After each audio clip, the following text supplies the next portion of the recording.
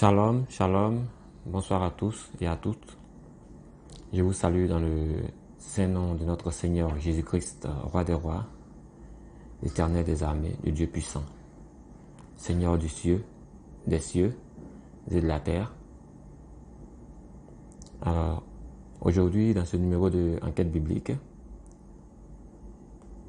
nous allons aborder un sujet très important de la spiritualité chrétienne. Et il s'agit de la notion de la Trinité. La Trinité, et je me présente, je suis le frère Gorebi, Torah Franck, Saint-Goré. Donc, sans plus tarder, nous allons essayer de décrire un peu ce que c'est que la Trinité, où est-ce qu'on trouve cela dans la Bible et où sont les différentes sources bibliques relatives à ce sujet-là, afin de permettre à bon nombre de nos frères qui s'intéressent vraiment à ce sujet, qui veulent en savoir plus, qui ont vraiment du mal à retrouver les ressources, je dirais les documents, la documentation nécessaire pour pouvoir bien expliquer ce thème et la comprendre, et le comprendre, je veux dire. Donc, sans plus tarder, nous allons commencer par le premier élément biblique qui évoque déjà cette mention. Et pour cela, nous allons directement aller dans le livre de Matthieu, l'évangile de Matthieu, au verset 28, chapitre 19. Donc, Matthieu, verset 28, chapitre 19. Qu'est-ce que nous avons? Nous avons ici une parole de notre Seigneur Jésus-Christ qui donne des instructions à ses apôtres avant son enlèvement. Alors, voici ce qu'il dit. Matthieu chapitre 28, je commence à partir du verset 18. Jésus s'étant approché, leur parla ainsi. Tout pouvoir m'a été donné dans le ciel et sur la terre. Verset 19. Allez, faites de toutes les nations des disciples, les baptisant au nom du Père, du Fils et du Saint-Esprit. Et enseignez-leur à observer tout ce que je vous ai prescrit.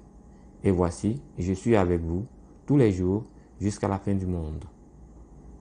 Donc, comme vous venez de l'entendre, pour ceux qui possèdent une Bible, peu importe la version, tant que ces livres contiennent déjà les 66 livres principaux du canon chrétien, cela ne nous gêne aucunement et est la bienvenue pour notre édification spirituelle.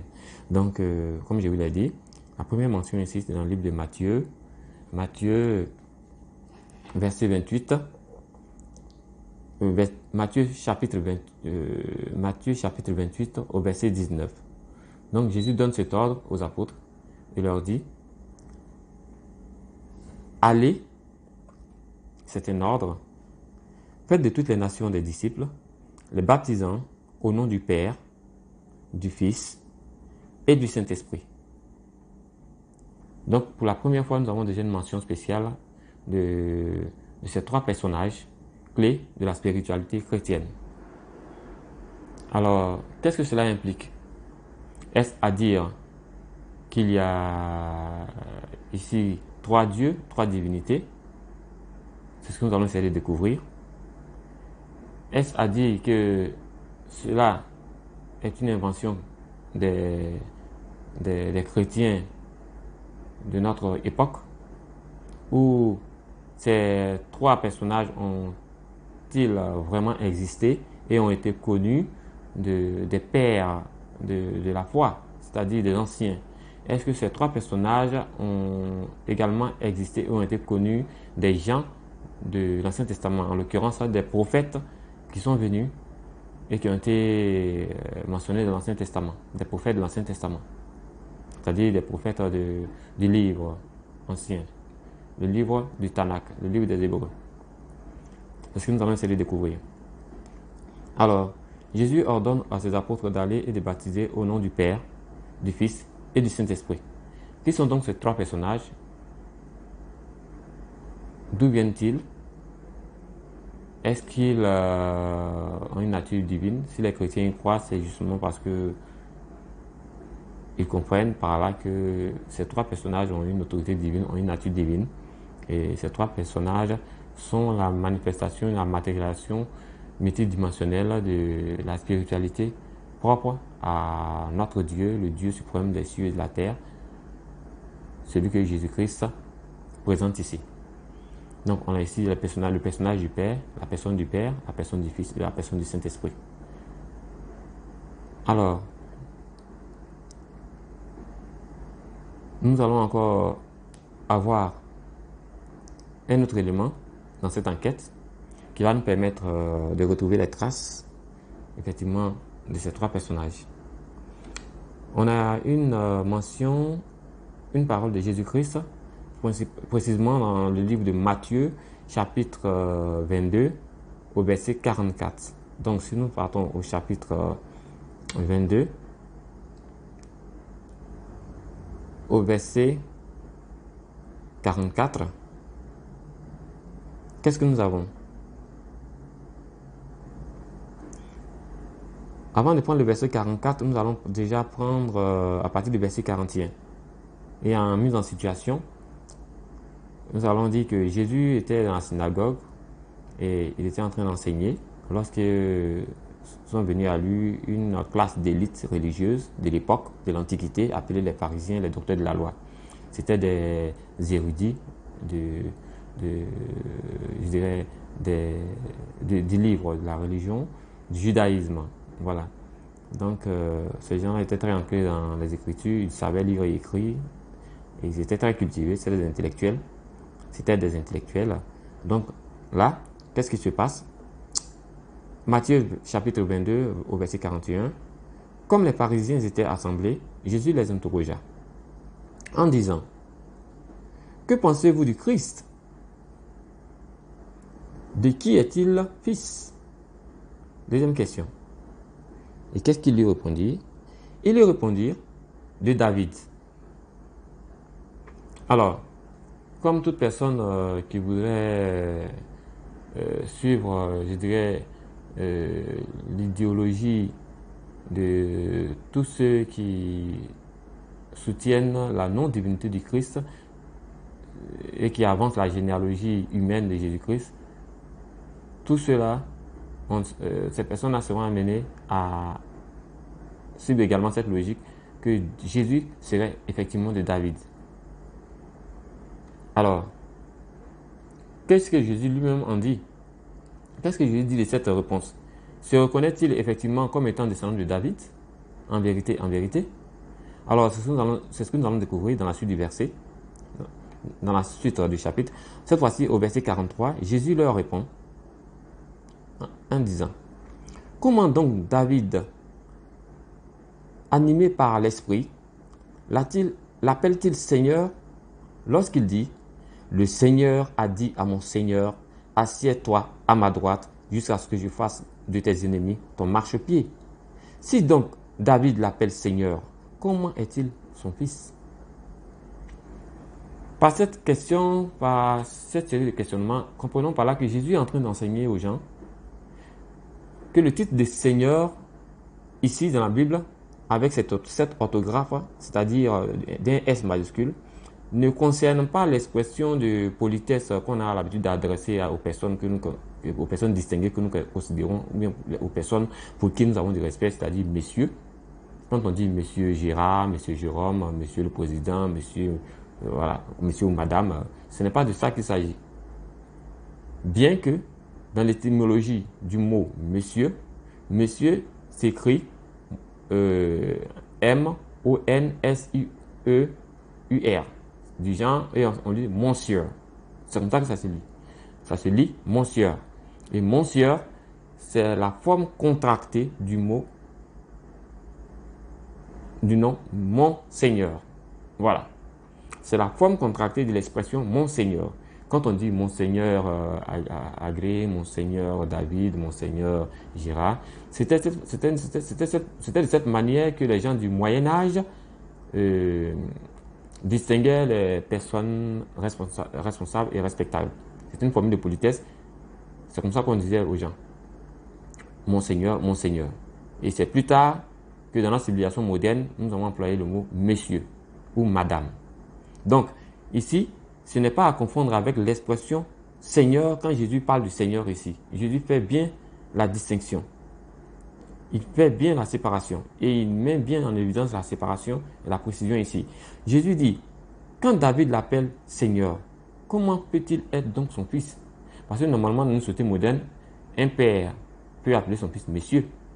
Si ce dernier occupe un poste de responsabilité élevé qui exige qu'on lui s'adresse à lui de façon très honorable, très respectueuse.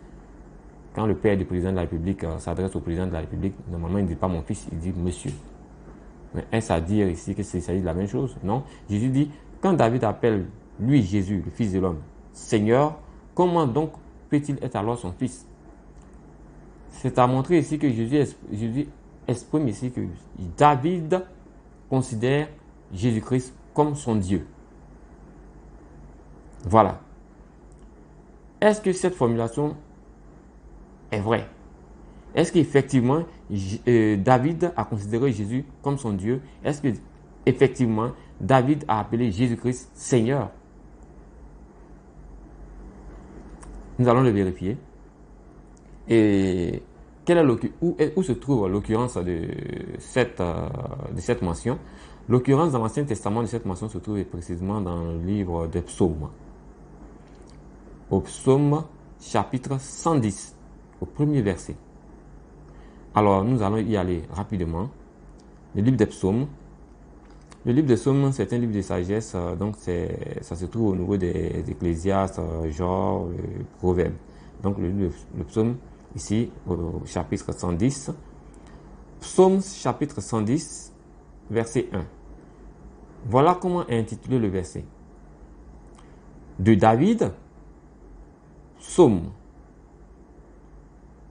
Parole de l'Éternel à mon Seigneur. 2 points. Assieds-toi à ma droite jusqu'à ce que je fasse de tes ennemis ton marchepied.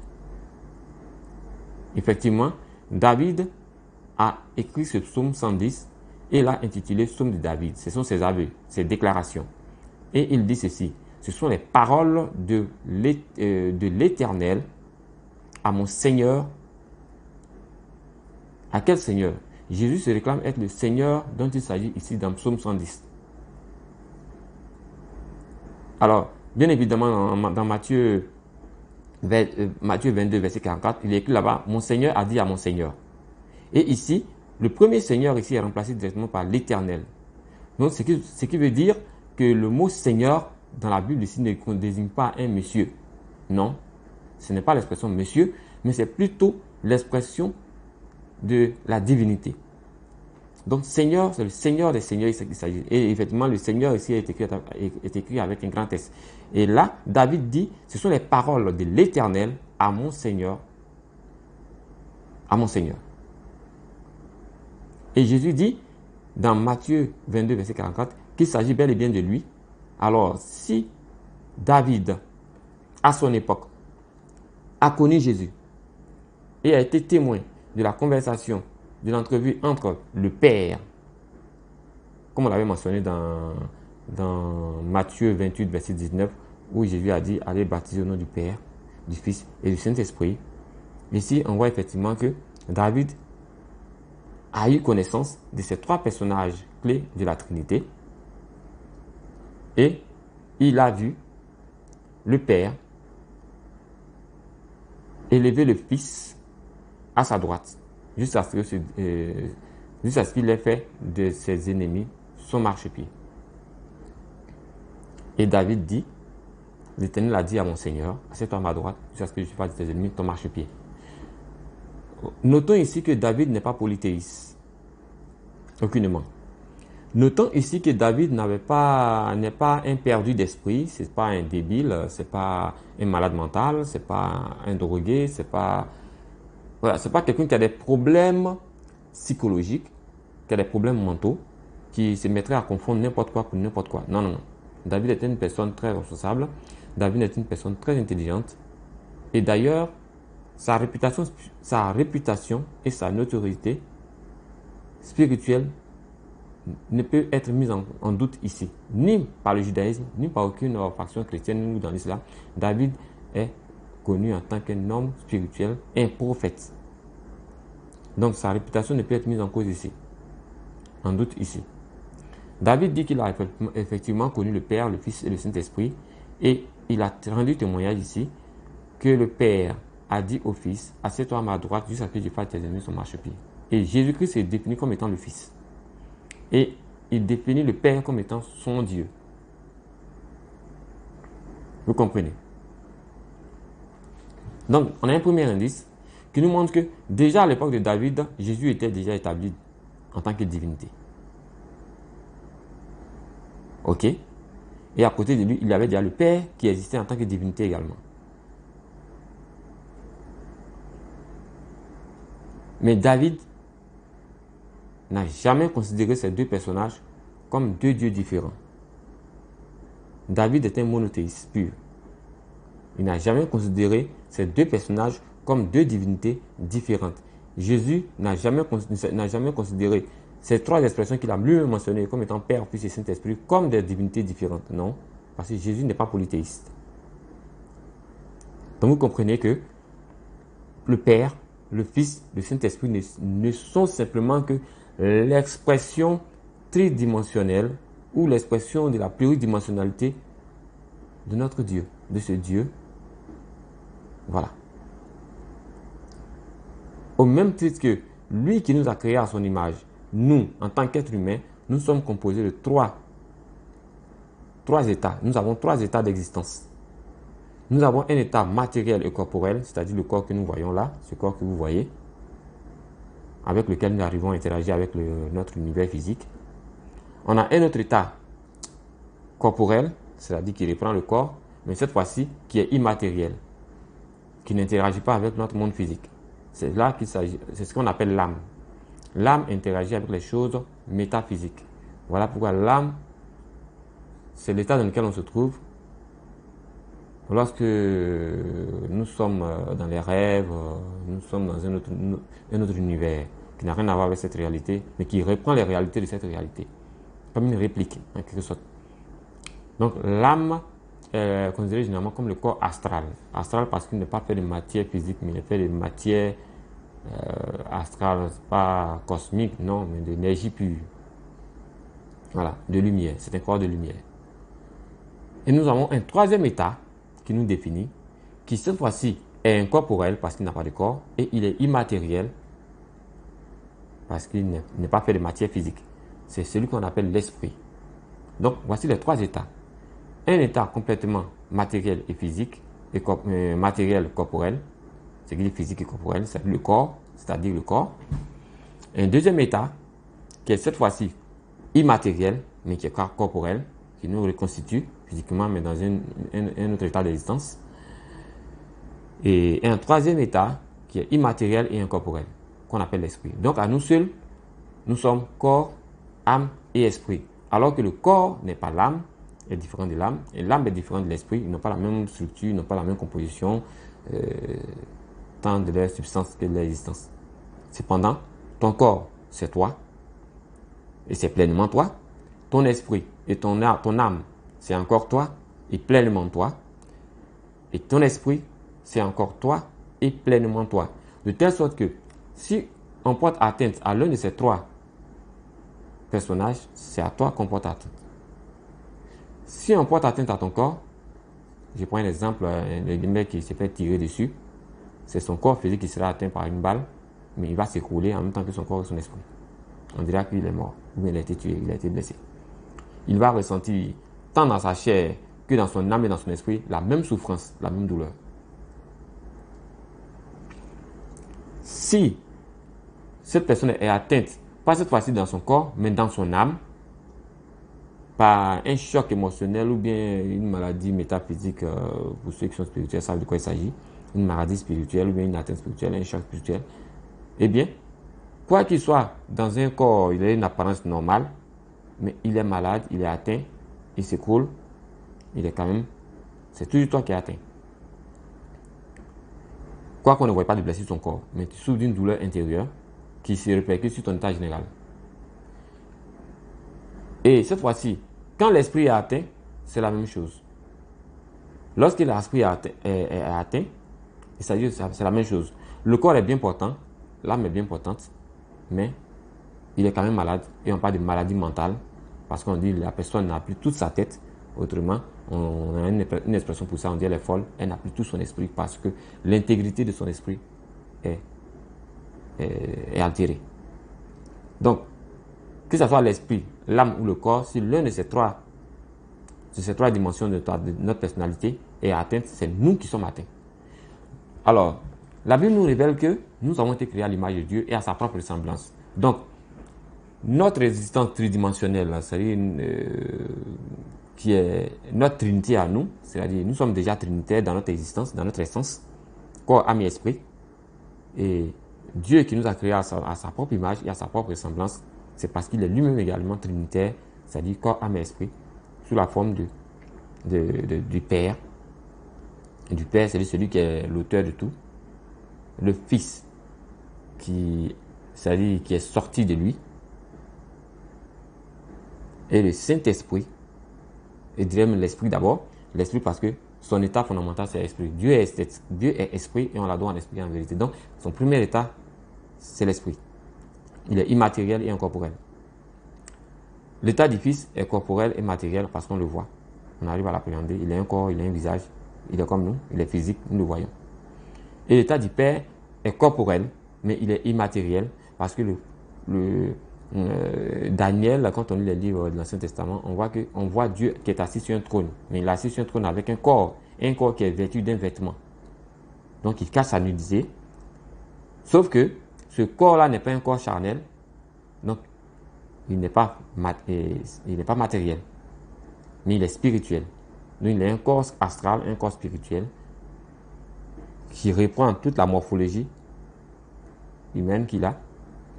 Puisque c'est lui qui nous a créé à sa propre image et à sa propre ressemblance. Donc c'est lui l'homme originel.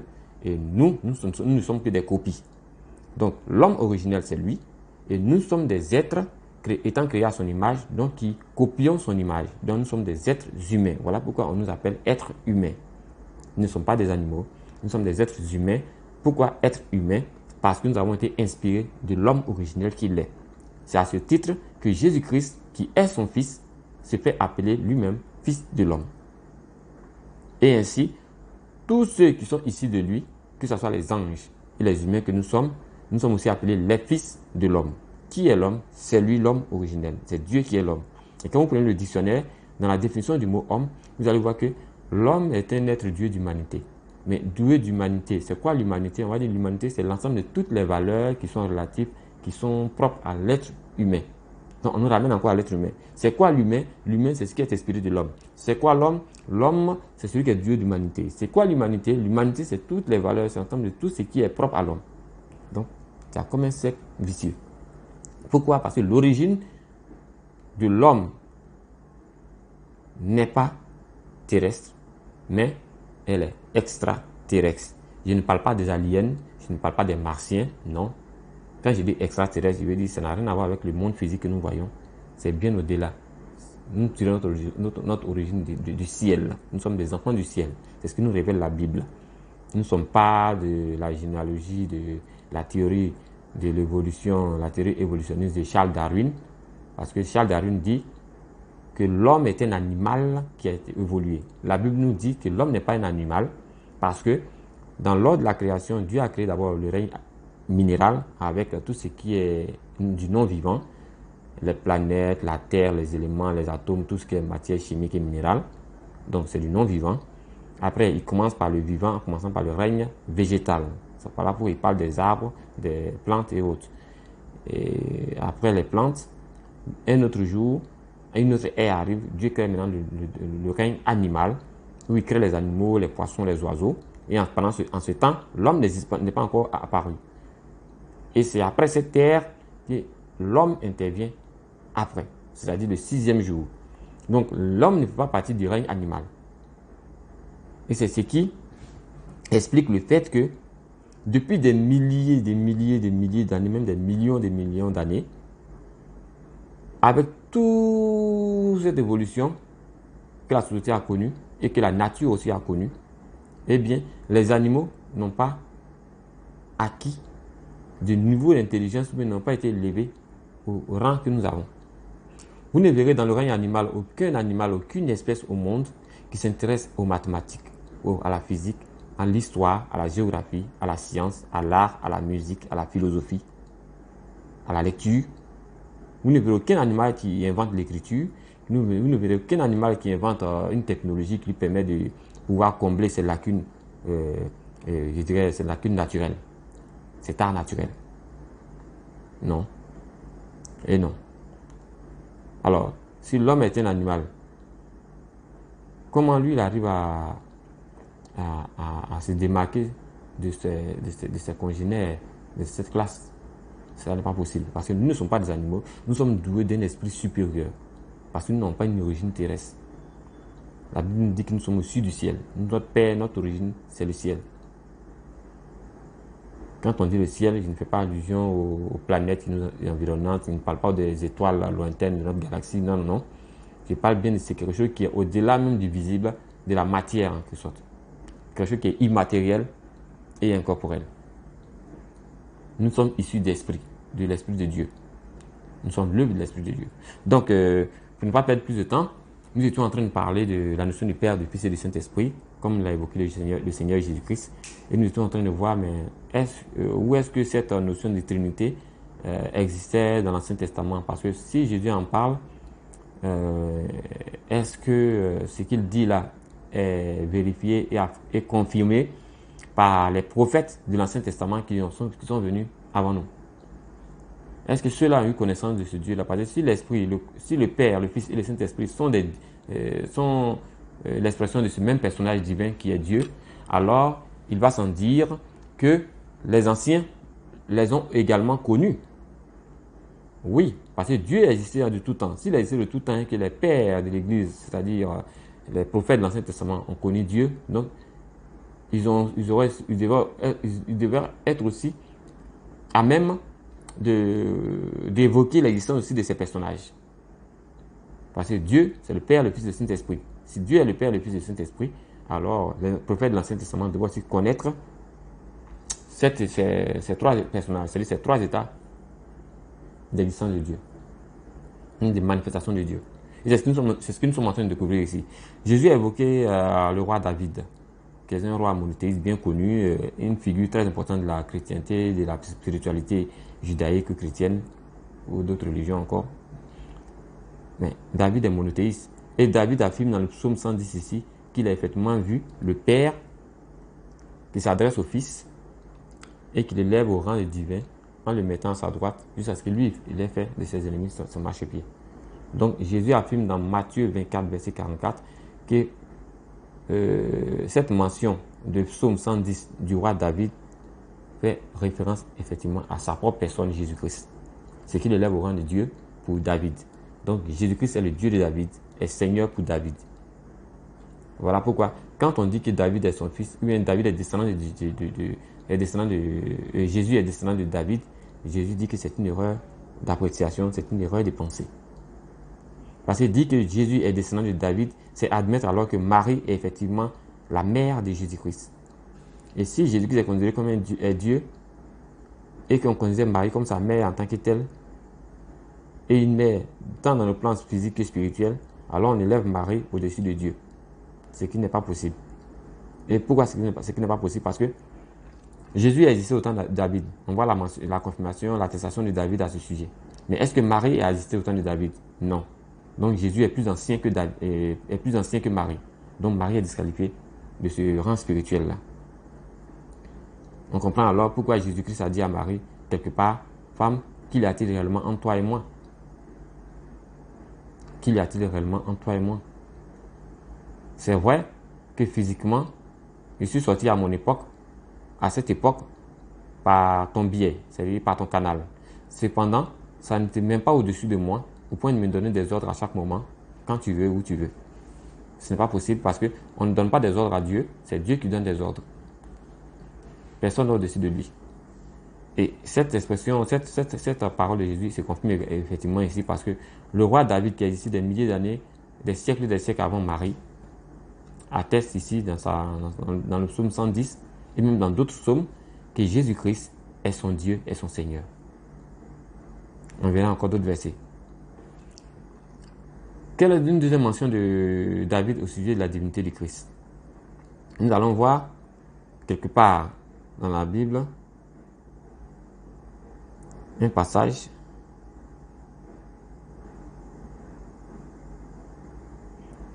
Alors,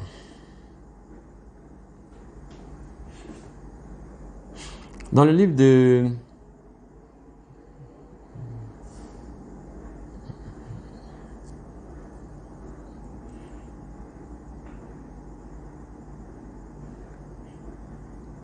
je vais retrouver.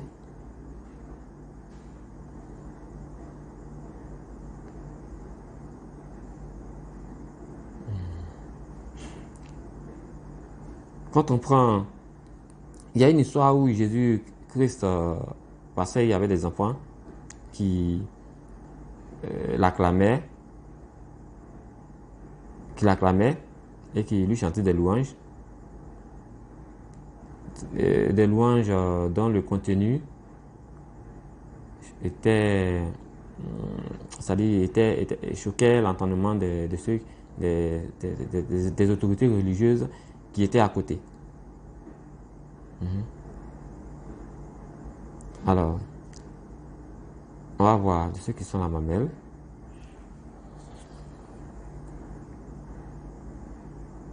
Alors, où est-ce qu'on trouve cette mention, ce passage-là? Je vais vous le montrer un instant. Alors, comme je vous le disais, il y a un fait marquant qui a attiré notre attention quelque part sur cette divinité de Jésus-Christ. Concernant encore le roi David. Quand on prend le passage de Matthieu 21, verset 16. Matthieu 21, verset 16. Quand on prend le passage de Matthieu 21, verset 16,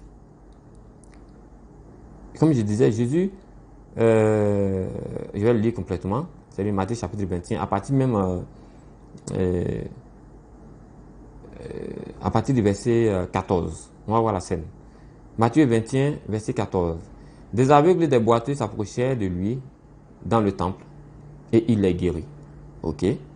Verset 15. Mais les principaux sacrificateurs et les scribes furent indignés à la vue de ces choses merveilleuses qu'il avait faites et des enfants qui criaient dans le temple, Hosanna au fils de David. Voilà.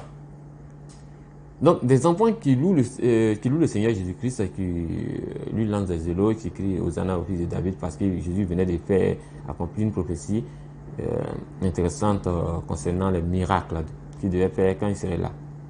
Il guérit des aveugles, des boiteux et tout ça.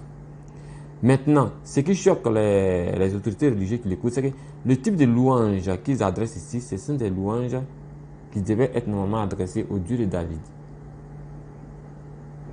Puisque le Messie qui est censé venir et qui sortirait de la lignée de David, c'est par cette louange-là qui serait reçue.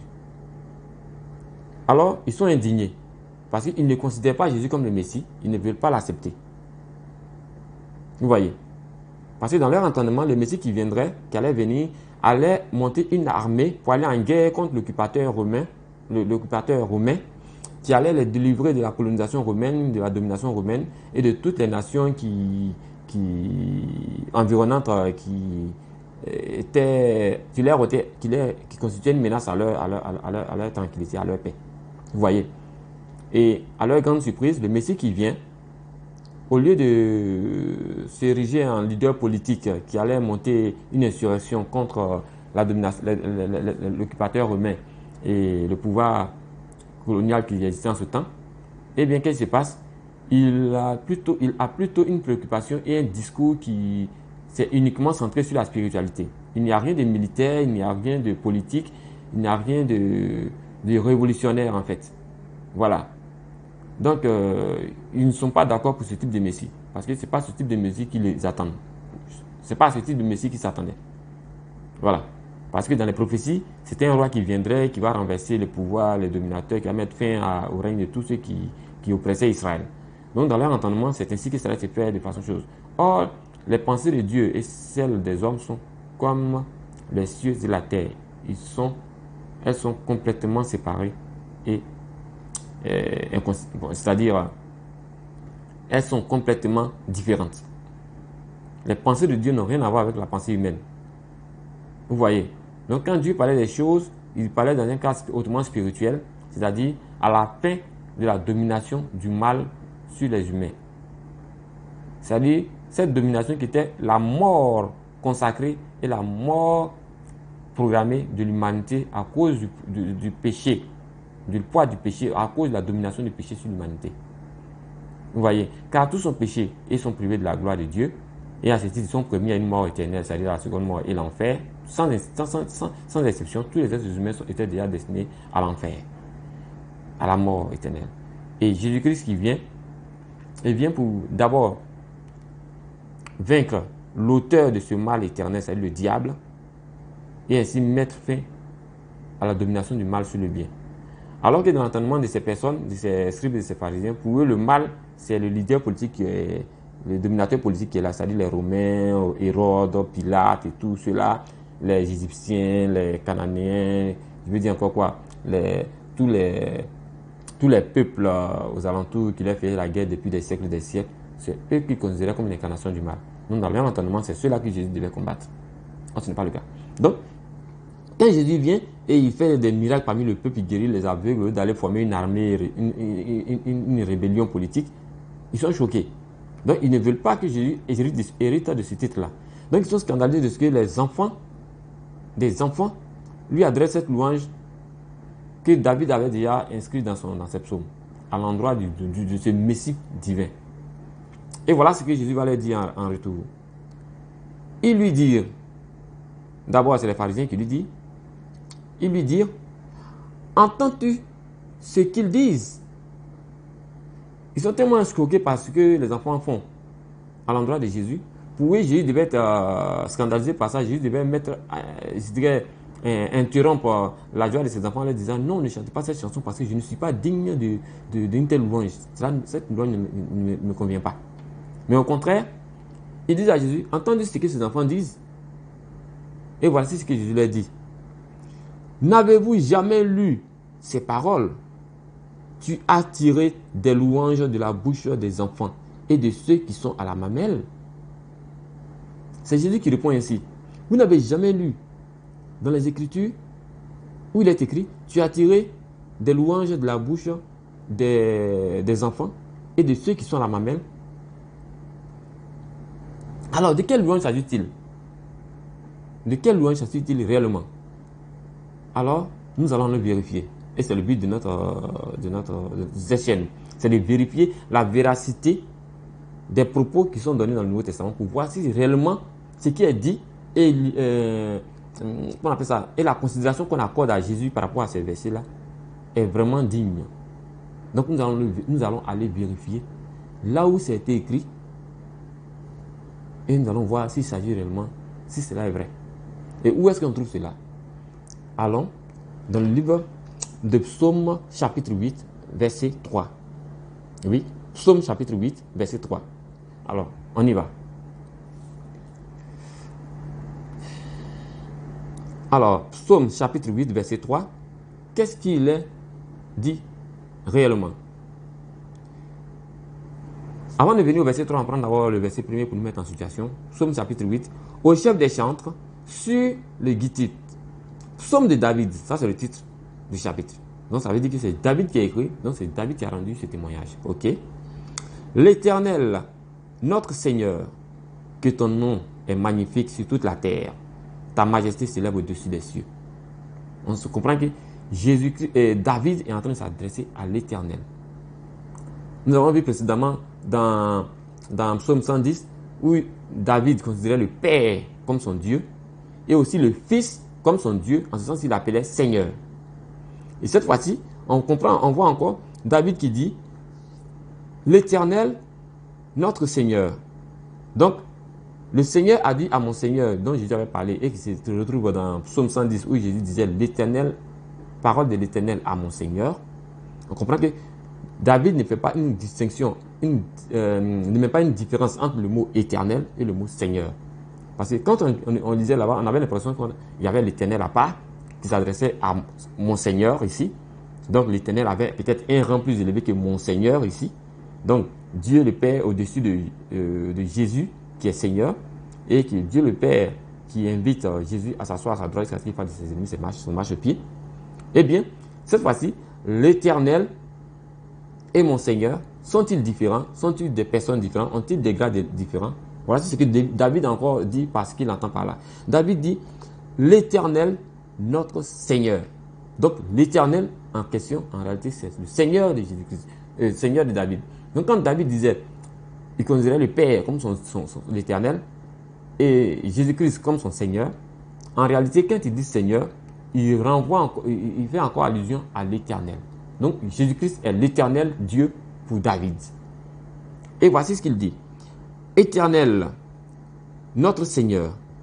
Donc, l'Éternel est Seigneur. Jésus-Christ aussi est Seigneur. Voilà pourquoi Jésus a dit dans Matthieu 22, verset 44, comment David, inspiré par le Saint-Esprit, peut-il l'appeler Seigneur quand il a dit mon Seigneur, a dit à mon Seigneur.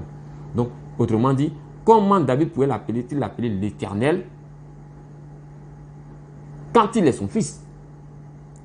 Comment David peut-il l'appeler Seigneur, c'est-à-dire l'Éternel, Dieu, quand on considère Jésus-Christ comme son fils? Comment peut-il être alors son fils quand David lui-même l'appelle Seigneur, Dieu? C'est ce que cela veut dire. Donc, on comprend ici cela. Éternel, notre Seigneur, que ton nom est magnifique sur toute la terre et ta majesté s'élève au-dessus des cieux. Ça, c'est le premier verset du Psaume chapitre 8. Et maintenant, on vient, je dis Psaume chapitre 8, verset 2. Voilà. Donc, on venait de lire comme ça le verset 1 et le verset 2. Maintenant, on en vient maintenant à la partie intéressante, c'est le verset 3. Par la bouche des enfants et de ceux qui sont à la mamelle, tu as fondé ta gloire pour confondre tes adversaires, pour imposer silence à l'ennemi et aux vindicatifs. Regardez bien ces deux versets. On a le Psaume chapitre 8 ici, où David s'adresse à l'Éternel, en l'occurrence principalement à Jésus-Christ, et il appelle Jésus-Christ l'Éternel, notre Seigneur. Que ton nom est grand sur toute la terre, que ta majesté s'élève au-dessus des cieux. Ça, c'est au verset 2. Au verset 3, par la bouche des enfants et de ceux qui sont à la mamelle, tu as fondé ta gloire pour confondre tes adversaires. Les mêmes adversaires qui devaient prendre pour faire son marche-pied dans Psaume 110, c'est encore deux, David parle ici. Pour confondre tes adversaires, pour imposer silence à l'ennemi et aux vindicatifs. Alors, qui sont vraiment ces adversaires? Ces adversaires, ce n'est pas les Romains, ce n'est pas Pilate et Hérode. Les adversaires dont Dieu parle ici, effectivement, c'est ces chefs religieux qui enseignent n'importe quoi au peuple. C'est ces faux docteurs de la loi, ces pharisiens qui sont opposés à la divinité du Christ et qui enseignent, qui sont les détracteurs de Christ, ce sont eux les ennemis de Jésus-Christ. Et c'est d'eux que Dieu parle et David parle en disant, assieds-toi ici à ma droite, qu'il soit d'accord ou non, assieds-toi à ma droite ici, jusqu'à ce que je les ai confondus, que je les ai fait de ton marchepied. On comprend cela, que c'est clair maintenant. Et là, effectivement, David fait l'aveu suivant, que par la bouche des enfants et de ceux qui sont à la mamelle, c'est-à-dire des bébés qui sont encore à la mamelle, Dieu a fondé sa gloire pour confondre ceux qui se considèrent comme les sages, les intelligents, les docteurs de la loi, les scribes, les pharisiens et autres érudits ou savants religieux, théologiens de grade élevé, qui ne sont pas foutus d'identifier Jésus-Christ comme Seigneur, alors que les enfants, les bébés qui sont à la mamelle savent que Jésus-Christ, c'est Dieu. C'est ce que Jésus est en train de dire. Donc, quand dans Matthieu 21, verset 16, ces mêmes soi-disant intellectuels, dignitaires religieux et de ces élites ou de ces érudits osent demander à Jésus, entends-tu ces choses scandaleuses que disent qui sortent de la bouche de ces enfants à ton sujet? Jésus leur répond, mais qu'est-ce qu'il y a de scandaleux dans ça? N'avez-vous jamais lu dans les Écritures qu'il a été écrit, tu as fondé ta gloire de la bouche de ceux des petits, de la bouche des enfants et de ceux qui sont à ma main. N'avez-vous jamais lu? Ben, on s'est posé la question de savoir, mais où est-ce que Jésus a lu cela? Où est-ce que Jésus-Christ a-t-il vu cela pour pouvoir l'évoquer? Et c'est ça qui nous a amené à Psaume 8, verset 3. C'est-à-dire des versets 1 à 3. Et effectivement, nous y avons découvert que effectivement David a dit de Jésus-Christ que Jésus-Christ est l'Éternel, son Dieu. Et que il a même suscité de la bouche des enfants, c'est-à-dire de ceux qui sont à la mamelle, c'est-à-dire des bébés, sa propre louange, sa propre gloire. Donc, contrairement aux adultes qui se croient intelligents et assez adultes pour ne plus croire aux contes des fées ou bien pour ne plus croire aux choses parce que pour eux, ils sont devenus tellement rationalistes et cartésiens qu'ils ont perdu le sens de leur spiritualité. Eh bien, les nouveaux-nés, les bébés qui sont encore très riches, très fertiles, très imaginatifs, très souples dans l'esprit, ont compris la divinité du Christ. Pendant que eux étaient en train de la combattre. Je m'adresse en même temps à tous ceux qui soutiennent aussi cette même mentalité de ces pharisiens, de ces scribes qui réunissent la divinité du Christ. Je vous informe que de la bouche des bébés, des nouveau-nés, pendant que vous les adultes, vous réunissez la divinité du Christ, les bébés et les nouveau-nés, ceux qui sont encore à la mamelle, savent que Jésus-Christ est leur Dieu et leur Seigneur. Au même titre que le roi David. Donc quiconque conteste la divinité du Christ est en train de dire que David est un menteur. Que tu sois judaïste, que tu sois musulman, que tu sois chrétien, que tu sois agnostique, que tu sois philosophe, que tu sois quoi. Dire que Jésus-Christ n'est pas Dieu, c'est contredire toutes les vérités de l'Ancien Testament, parce que l'Ancien Testament